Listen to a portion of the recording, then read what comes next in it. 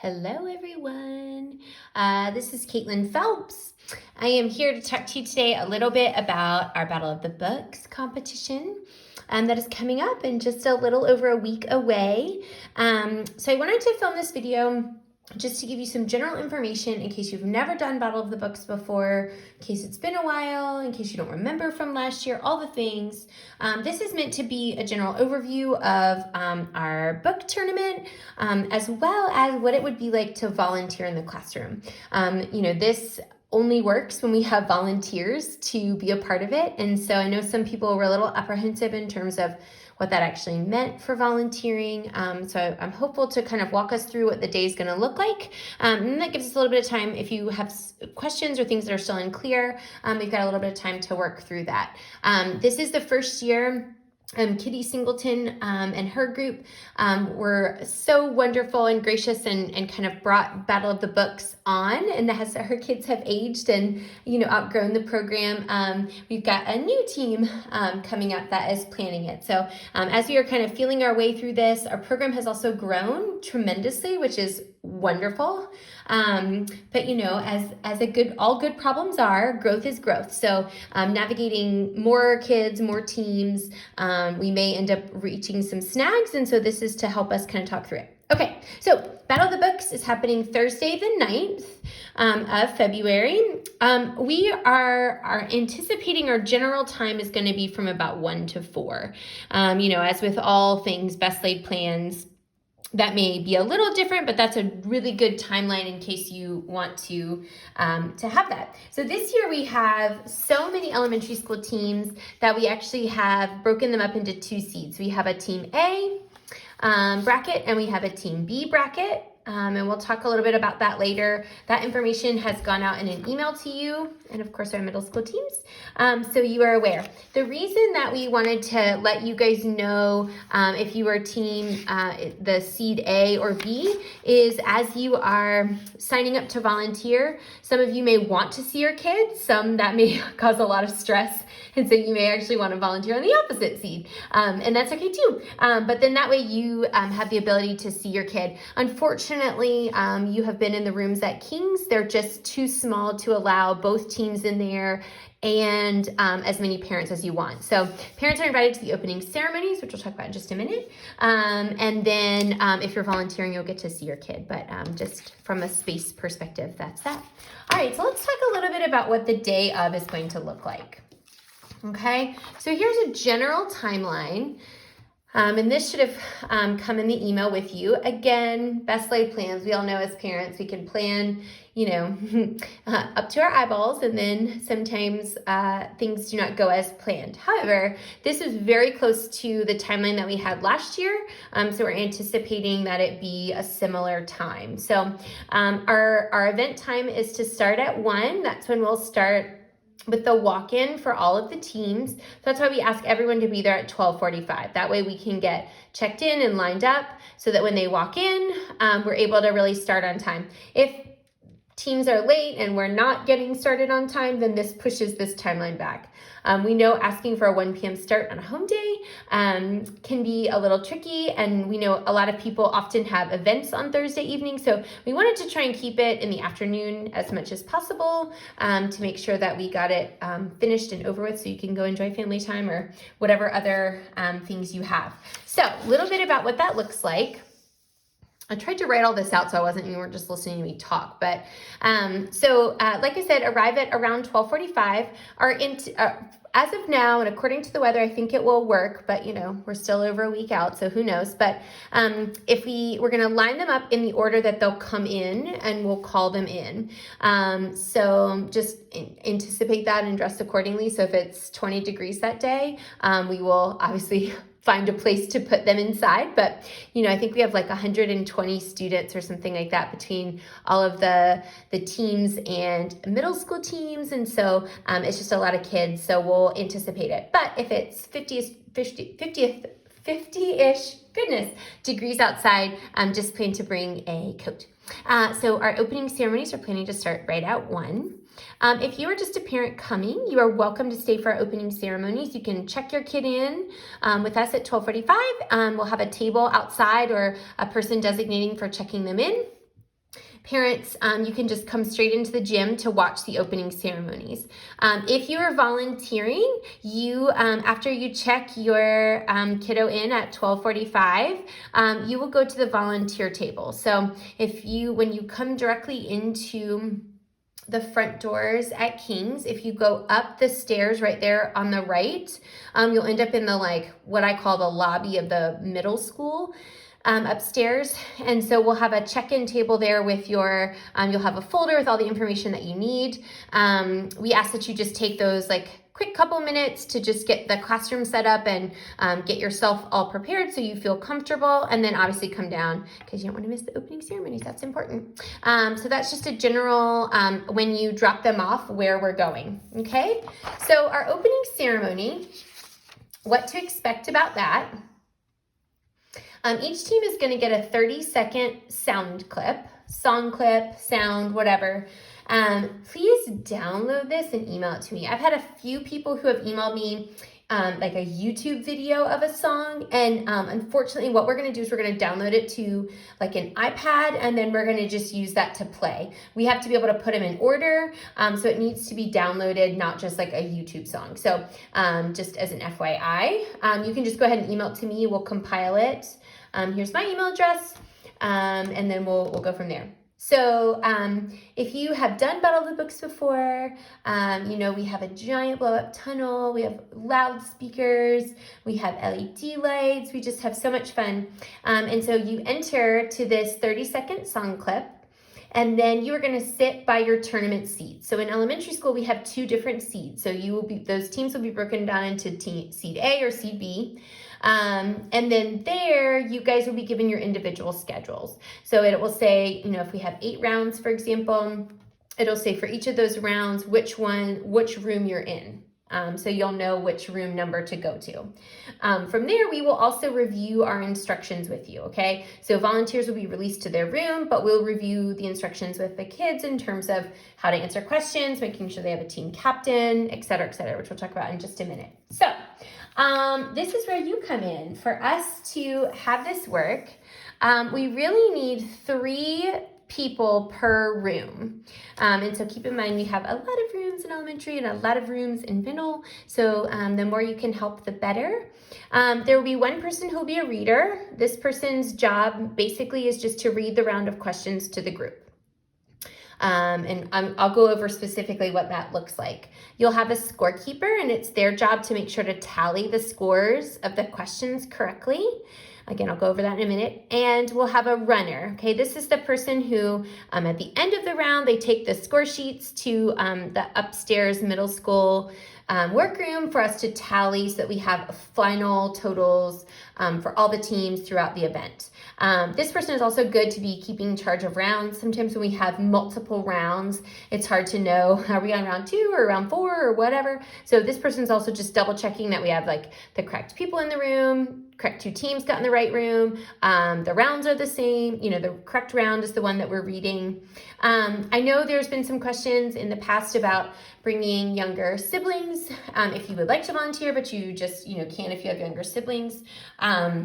That would be where runners would be a great person to do, since you don't have to, these 2 are going to be really occupied really throughout the entire round. This one you can kind of fade in and out if needed with a kiddo. So just as an FYI.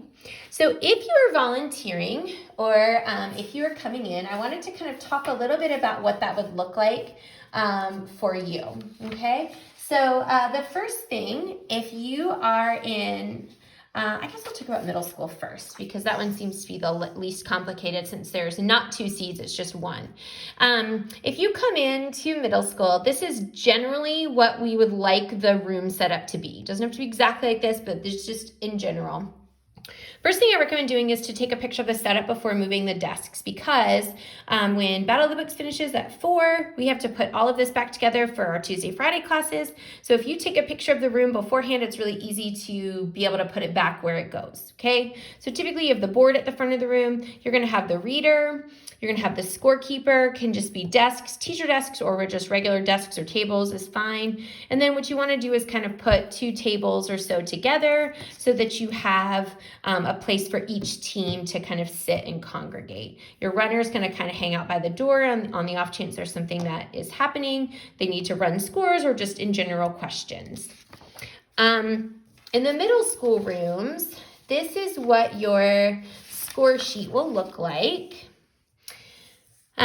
So you will be stationary in a room. And then you'll have the rounds on here for you, okay? So this would be like if I was in room 204, this would be my round 2. I would have, let's say there's 10 rounds. Okay, I think we have 7 in middle school. Don't quote me on that. But you would have all 7 sheets already filled out for you. Okay, so you just are picking the right one for the correct round. All right, so we're going to talk a little bit about scoring in just a minute, but this is what the score sheet would look like for middle school. There are some really smart people with math. That is not me. And they figured out that in middle school, there's actually only 20 questions per round because we have fewer teams and it works out mathematically that way. In elementary school, you have 24 around, and I'll explain that in a minute.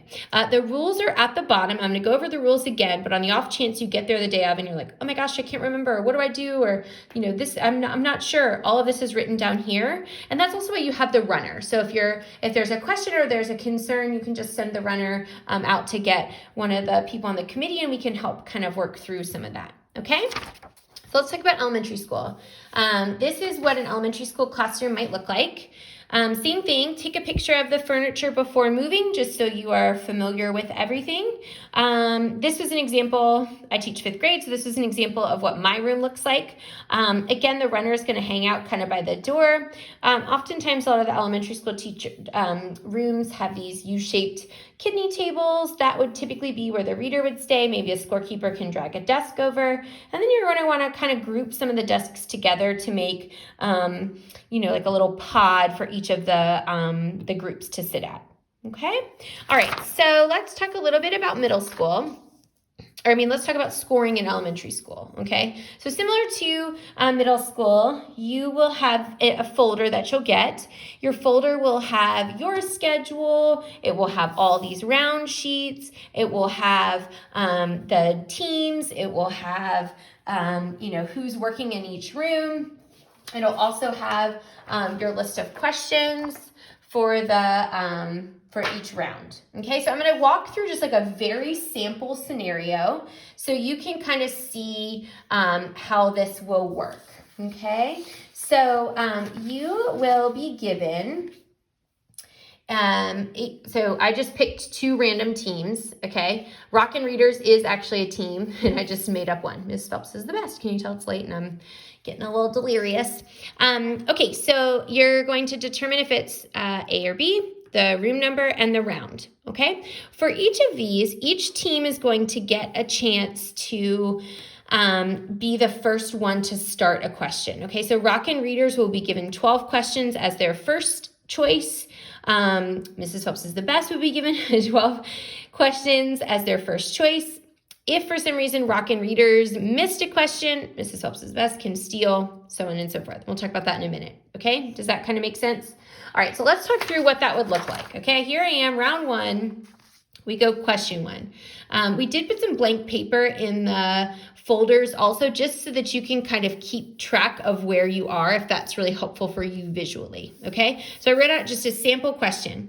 So like, for example, Rockin' Readers is gonna get all of the odd questions, okay? And Mrs. Phelps is the best is gonna get all of the even questions as their first one to answer.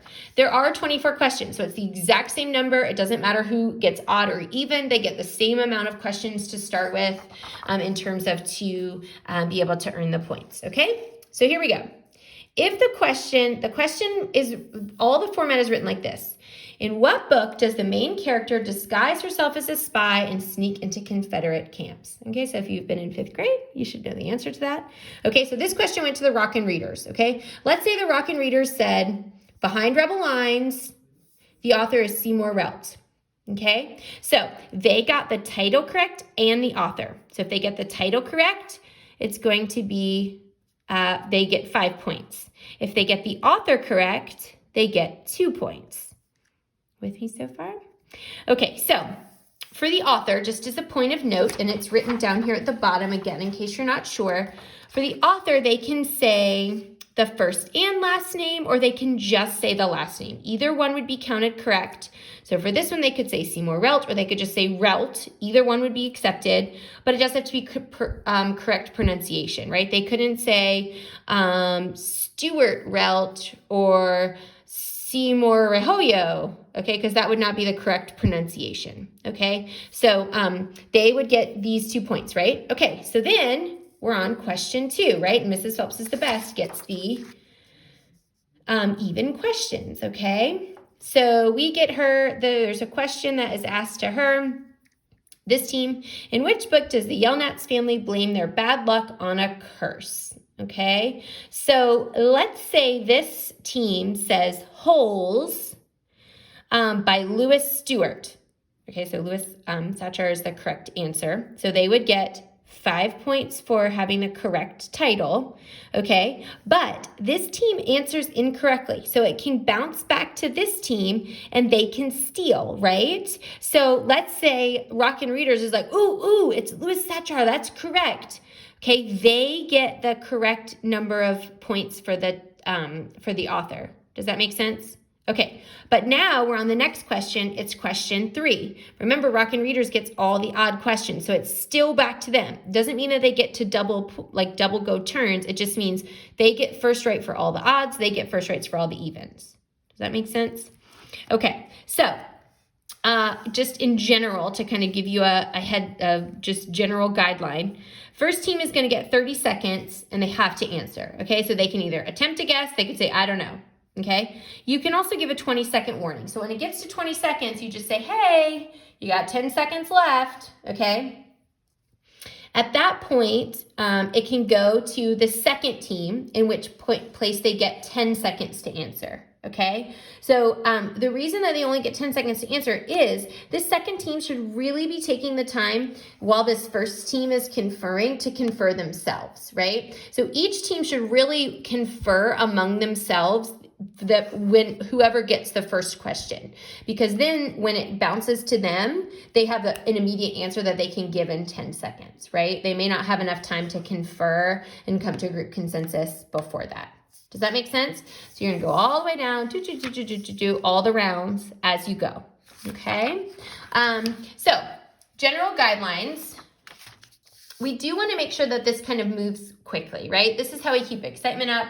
If it moves too slowly, we get bored. It makes things just more challenging. So again, just a general guideline. And again, this is written at the very bottom here. So if you're unsure, you can always consult this to make sure that you remembered correctly or you're doing it correctly as you go, okay?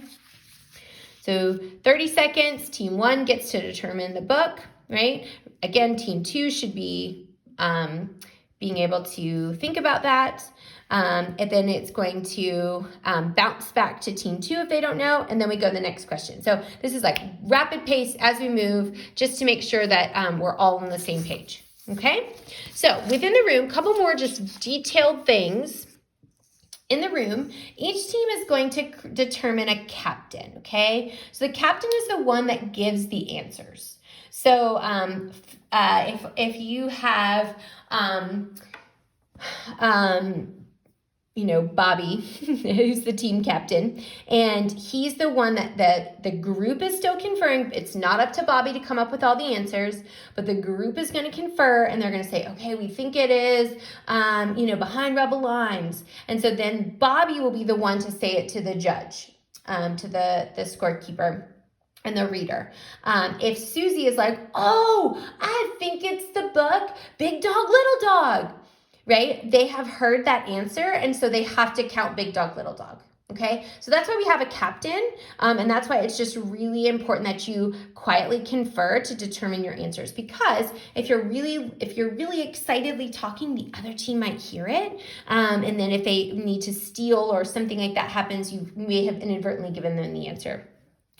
Your captains can change per round, okay? So I know there's sometimes not a group consensus. So let's say in round 1, you have one person that's a captain.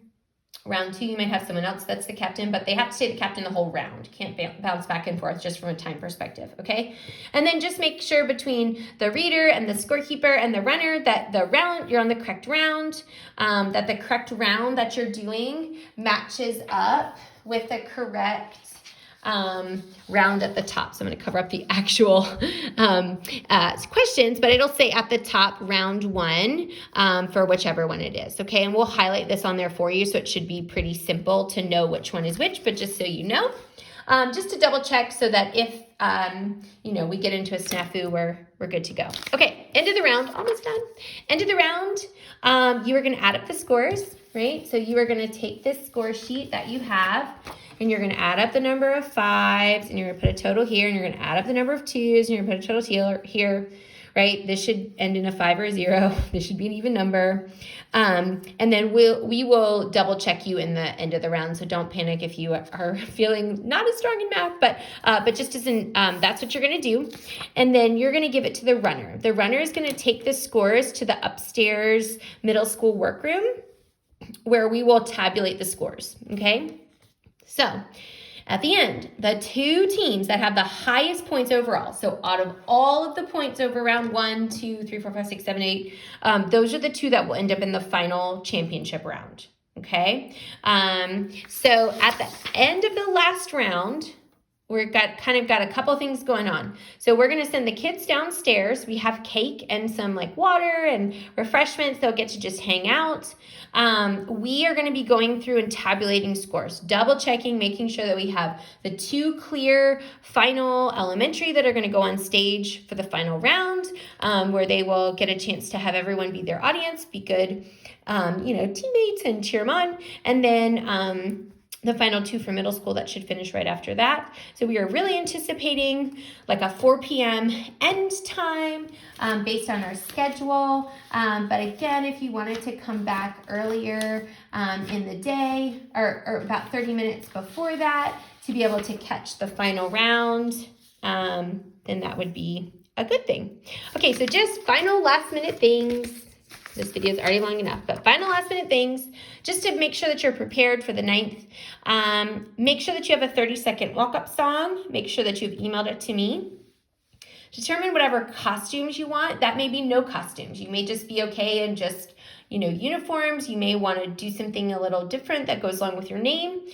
Just make sure that they follow Dress As You Like guidelines. Like, for example, we have a rule that says no weapons. So if you were one who wanted to maybe like dress up like Star Wars, which we love, I think that's so fun. You just can't bring any lightsabers. And then read, right? And then make sure you kind of have an idea of your team captain, just so there isn't fighting and animosity as we go. Questions, send me an email. We're so excited, and we just are so grateful for this opportunity. When we thought about it, if we anticipate that kids read, maybe 3 to 4 books as part of the tournament, that means that we as a school have read over 500 books in 8.5 weeks, which is absolutely insane to me, and just, gosh, such a cool thing. So we're so excited for the day. Reach out if you have any questions. Thanks for listening. Bye.